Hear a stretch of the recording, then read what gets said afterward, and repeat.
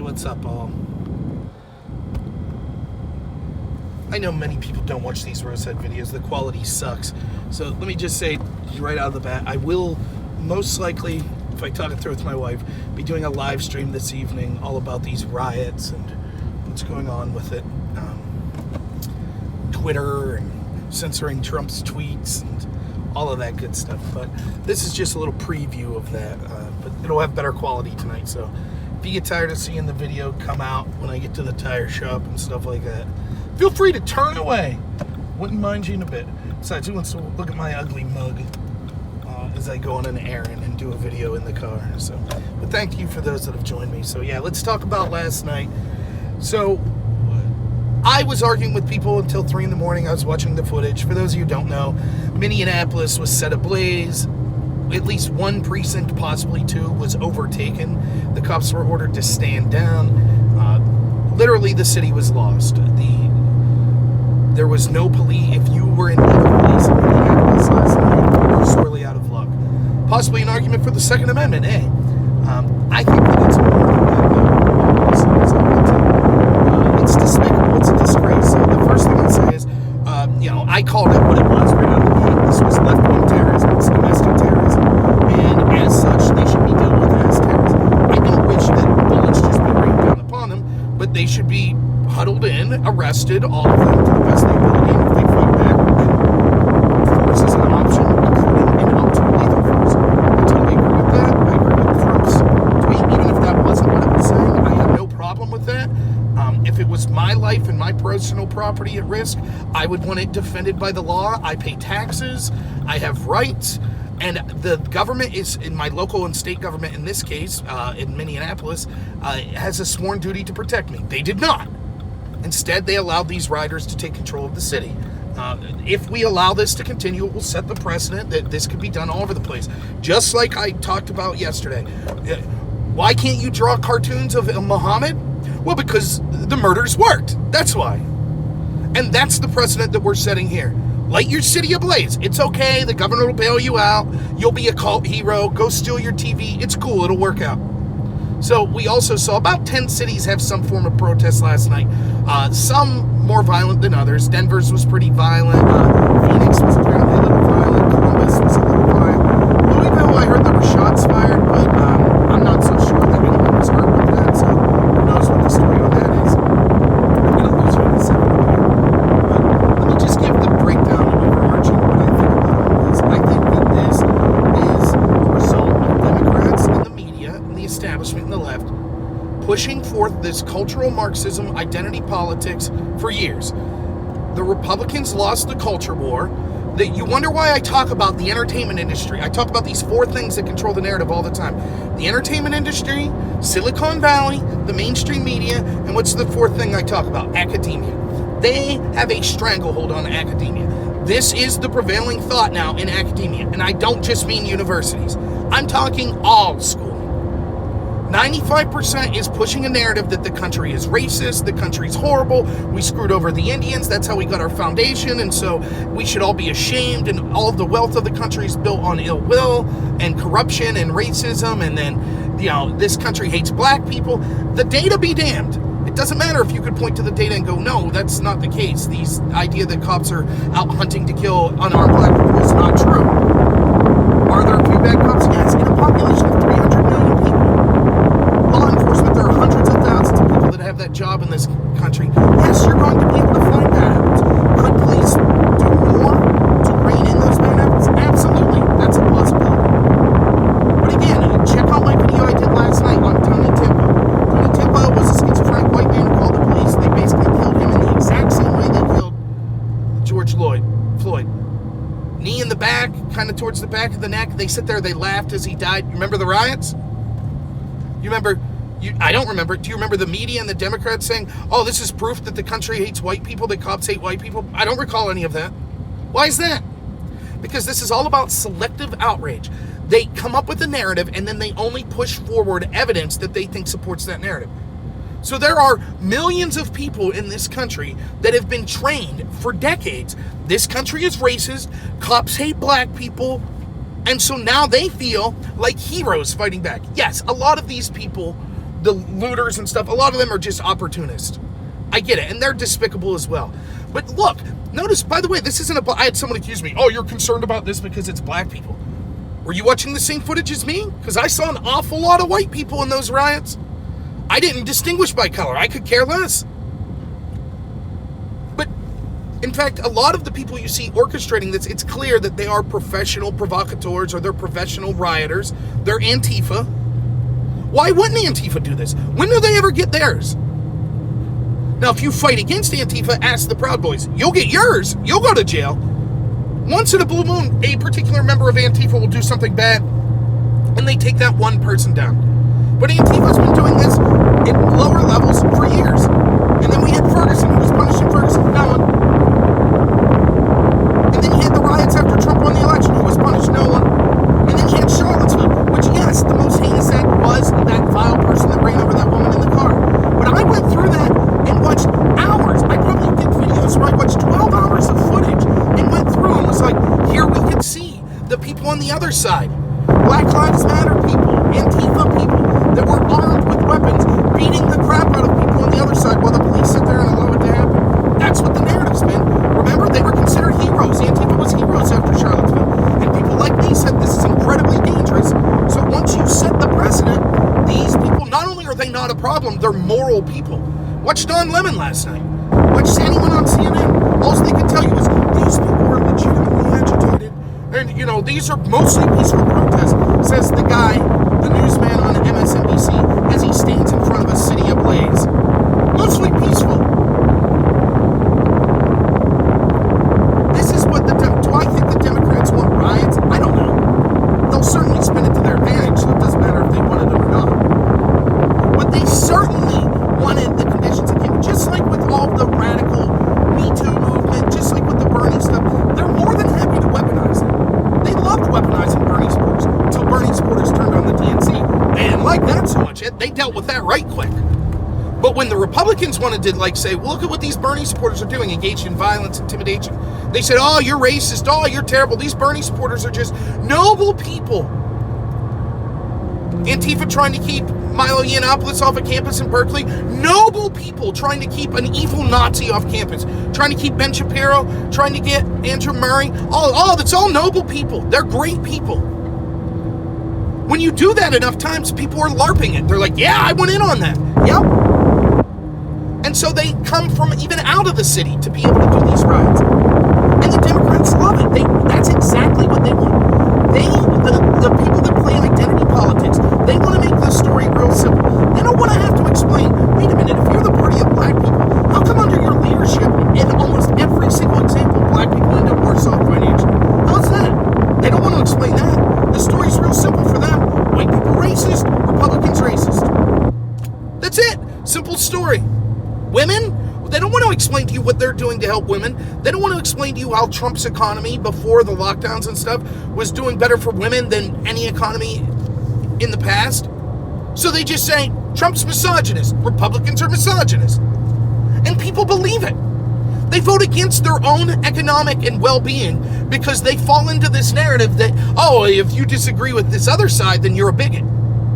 That's what they believe. When you play that game for so long, you inevitably make things like riots, they're going to happen. You can't tell people Trump is Hitler for years and expect someone to not finally believe that.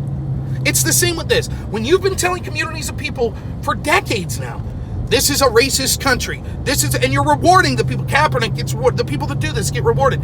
This is the inevitable result. And they selectively, again, watch that video. It's only 2 minutes. Watch the video I did last night. You'll see it. It says Democrats and media selectively push killing. They didn't care when a white man was killed in the same way. They don't care. Now, the importance of that story, of Tony Timpa's story, a white man dying in almost the same way, it's not to say, oh, poor me, the white person victim. That's not what I'm doing. My heart goes out to George Floyd and his family and all of those that were peaceful protests that are enraged by this. I think the racial component of it's nonsense. I think that it's inserted by the Democrats and media for control. But my heart goes out to them. I'm not belittling that death in any way whatsoever. And I'm not trying to say, well, what about us white people? We're victims of the cops.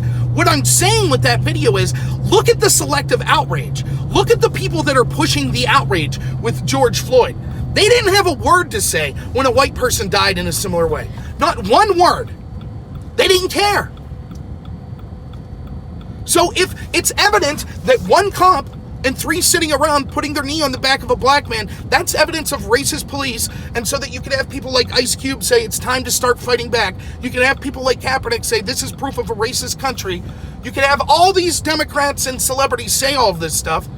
Well, then wouldn't it also be true if a cop and 4 of his buddies sat on the back with their knee of a white man and killed him? Except in this case with Tony Tippa, they're laughing the whole time. They're joking about how he might be dying. So in many cases, it's even worse. Where were they then? That was 2016. They didn't say a word. They couldn't care less. That's what I'm talking about. It's manufactured outrage. It's selective. Look, I understand there's a lot of people that want to talk about the conspiracy angle of it. Was that picture of the one rioter a cop? It might have been. It seems that yes, George Floyd and the police officer that killed him worked together at some point. That's probably true. I don't know what to make of that. Like, it could be evidence of a false flag. That's not really where I'm going with my channel. But again, I don't begrudge people. When the mainstream narrative is Jeffrey Epstein killed himself, I'm not going to begrudge anyone looking into things in any way that they see fit. But to me, the easier story is this is the predictable outcome when you vote Democrat. This is what the Democrats want. It's the same thing I've been telling you with COVID. They hate the working class. They hate middle America. They despise it. They think... you could see, for example, they are so invested in identity politics and just separating you based on your racial groups, your gender, your sexual preference, whatever. And if you're on the oppressor side, they hate you. They hate white people. They hate wealthy people. They hate men. They hate them. They hate the police. All of those groups are deemed oppressors. And so they don't care if you're endangered or your property is damaged. One of the best tweets I saw was, you now have in Minneapolis and other cities, business owners and residents putting signs up in front of their business saying, minority owned. Because it's like the Old Testament. Put the lamb's blood on your door. The plague is coming through to kill the white man. So even if you're white, put minority owned in front of your business. That's the only chance you have. Your law enforcement's not going to help. And God forbid you should defend yourself, because then they'll come after you. You're the bad person. That's what's going on. What did I tell you? This was all about the COVID response. It was all about collapsing the working class. They want everyone dependent on the government. So yes, there's an argument to be had about the Second Amendment. This situation last night, did you see all the black gun owners standing in front of their businesses? Those businesses didn't get looted. Good argument for the Second Amendment. If you truly think that all the cops are racist, why would you want them to be the only ones that have guns? Good argument for the Second Amendment. Though all the cops aren't racist, but you see what I'm saying. So but there's even more to it, because like I said, they want you dependent on the government. You know what I saw last night? You go ahead. Let's leave the Democrats get power. And it's not just the Democrats, it's the establishment. But the Democrats are the big primary voice of it, the establishment Democrats. You give them power. Once you rely on them, I will guarantee, just like last night, how do you think those people in Minneapolis feel relying on their Democratic mayor? How do you think they feel right now? When you give up your livelihood, when you say, oh, okay, well, I can't operate my business anymore because the government says so, but they're going to send me a universal basic income check every month. Yeah, as long as they feel like it. As soon as they feel like it, they'll cut and run, just like the people in Minneapolis. How's that working, relying on that government for them? How'd that work for you last night, if you were a small business owner? I saw reports, according to Minneapolis police, 170 businesses were damaged or looted. 170. Oh, it was just Target and Walmart, so what are they? I didn't even see a Walmart, but it's just Target, who cares? No, it's not. It's business owner. And you have to qualify it like this. You actually have to say this. There were minority business owners that were affected, because the other side that are cheering on these riots, they don't care if you're like, oh, a bunch of business owners were, what, some wealthy white people? I don't give a shit. So you have to say, no, minority business owner. What does it matter what skin color the business owner is? Why should that matter at all? But you have to say that because they hate white people. They hate wealthy people. So you have to qualify it. Oh, no. It was people that you like that lost their businesses as well. That's how you have to qualify it. Truly revolting and disgusting. I mean, beyond words. That's how you have to qualify. Just like you can't be like, illegal immigration hurts the country. Who cares? White people in this country didn't care that they screwed over the Indians. Okay, it hurts the black community. Oh, the black community was hurt. Oh, now we're interested. How disgusting must you be for your ideology to be, I only care about people based on their race or their gender. That's what we're dealing with. Then you have Twitter. They censored Trump's speech. Here's what I sent to Twitter, which of course it gets no traction, but whatever. So they censored Trump's speech as incitement to violence, which Trump's speech said the line was, they're thugs. We're sitting in the National Guard. Once the looting starts, the shooting starts. Great. I'm all for that. I interpreted that as Trump saying, if they try to overthrow the city while the National Guard's there, we're going to fight back. That's what I interpreted. You could also interpret it as him saying, when there's looting, there's always shooting. People take advantage of it, or business owners. Either way, I don't care if it was the first meeting. I totally agree with that. Absolutely. These are domestic terrorists. That's exactly what they are. They're domestic terrorists. No doubt in my mind.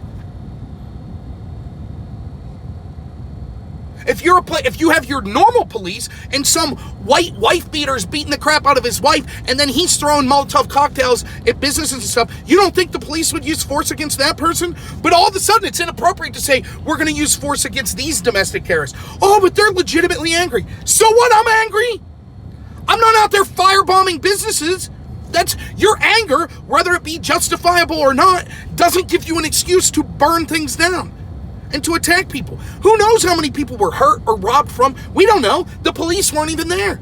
Are we ever going to get a full tally? Who knows? The night before, a man got shot and killed. Oh well, right? But that was considered incitement to violence. We have the stuff burning down right now. Cities burning down. The biggest lockdown and takeaway of rights I've seen in my lifetime in this country. What's the Democrats' big story today? If you turn on the Washington Post or New York Times or CNN and MSNBC, Trump said thugs, which is racism, and then he said that there could be shootings. So Trump's threatening to shoot black people. That's their story. Trump used the word thug. Now, this is the same people that told you that the people that went to Harrisburg to protest the lockdown and the people in Michigan that protested the lockdown were terrorists and Nazis. They, without shame, today they're saying, oh, the police showed up in riot shields in Minnesota, but they didn't in Michigan. Yeah, and look at the results. Did anybody get firebombed in Michigan? Were shots fired in Michigan? No. Without shame, they look at the exact situation that any objective person could look at and say, okay, so you had peaceful protesters like in Virginia. Hell, the gun protesters in Virginia cleaned the city up so it looked better than when they entered. They say those people are terrorists. But the people that were rioting last night in Minneapolis and burning stuff down and looting, they're freedom fighters. Unicorn Riot, yeah, I'm parked here so I could read. Unicorn Riot's an Antifa channel. They are advocating violence. But anyways, so Trump's tweet gets shut down right after he does the executive order because they say it's incitement of violence. Yeah, Ice Cube's tweet saying we need to fight back against the police. Hundreds of blue checkmark tweets saying that they wish violence on this cop, which I don't mind that, the violence on the cop that killed Floyd. But then also hundreds of blue checkmark tweets saying they need to fight back or celebrating the violence. Twitter didn't do anything with them. That wasn't considered incitement to violence. So you could say, I hope they burn this mother effer down. That's fine on Twitter. But then if you say, I hope law enforcement uses force to fight back, that's incitement of violence. Yeah, and Twitter should be sued. And again, I did a live stream yesterday, which I actually got like some thumbs down. Thumbs down! No, I'm just joking. But I was bragging about how I did a video 4 months ago talking about the PragerU case in YouTube, where PragerU lost a court case because YouTube basically claimed they were a platform, and so therefore... well, basically to me what it said was that YouTube was acting as a publisher, and the court said that's fine, you're a publisher, so they could remove someone for political reasons if they wanted. And I said they ought to revoke that 230 and make them take away the protections that they're a platform and make them a publisher. Here's exactly why. Do I think that my local paper, my local bulletin board or whatever, do I think that they should be held accountable anytime someone says something nuts? No. But here's what happens. Let's say you have it because they're claiming they're a platform, like they're a digital bulletin board. So let's say you have a bulletin board in your little town and you have left-wing people and right-wing people, and the right-wing guy's like, we had to punch left-wingers in the face. And so the people that run the bulletin board take it down and say, that's violence, we're not going to allow that incitement to violence. But then you say, but look, there's 5 flyers on there that say we ought to punch right-wing people in the face, and they're like, yeah, we're fine with that. That then means it's beyond just, well, we didn't know what was being posted there, we shouldn't be held accountable. You're admitting, we know that there is incitement to violence on this website. We know that it's there, and we feel it's our duty to take it down, or else we could be justifiably blamed. But then you intentionally allow calls to violence as long as it's against political people you don't like. You should be held accountable. If your arguments, look, we try to bring down all calls for incitement to violence, sometimes we miss some. I totally understand that. Even if it's like, well, you seem to miss them mostly in the same direction. But that's not what they're saying. You report these calls to violence from blue checkmark saying, cheering for the riots and the looting or burn this down and all that, and they're allowed to stay up. Just like the Covington. Remember when Covington happened? And there were people saying things like, if you see these kids fire on them, we should attack their school. Blah, blah, blah, blah, blah. They have a punchable face. All of that was pointed out to Twitter. This is incitement to violence against children. All of those tweets were allowed to stay up. So it's not that, we're sorry, we just didn't know that those tweets were there. We'll pull them down now. That's not their argument. Their argument is, if a right-winger threatens violence, that's incitement to violence and we should pull it down. If a left-winger does it, we have no problem. Even if made aware of it, we'll say, no, that's not incitement to violence. And then predictably, violence ensues. So I hope every business owner out there, if you live in Minneapolis, you're watching this, probably not, and you lost property, sue Twitter immediately. Sue them immediately. Get a lawyer. You'll find one that'll do it pro bono. Just be like, I lost my property. Twitter acknowledged that there were tweets up there. They're a publisher. They acknowledged that there were tweets saying, burn this stuff down. So you told people to come burn our stuff down. I would like to financially, civilly sue you. That's exactly what should happen.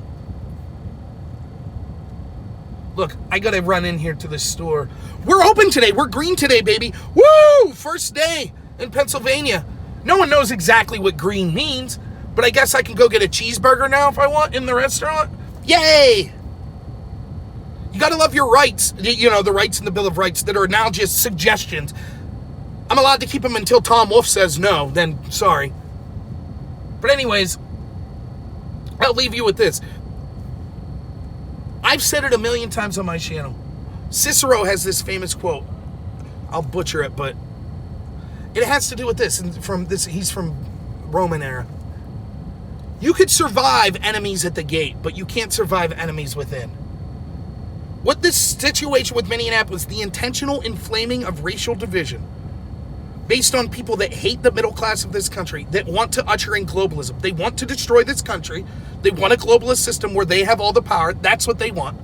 The proof is, you can see how they're selectively pushing this, how they're defending the rioters, or at least ignoring them or paying lip service to them. This is what we face. I criticize the Republicans all the time. I do. I've lost subscribers because of it. That's fine. I am who I am. I'll continue to criticize the Republicans. The Republicans need to do a better job. But if the Democrats win, this is what we face.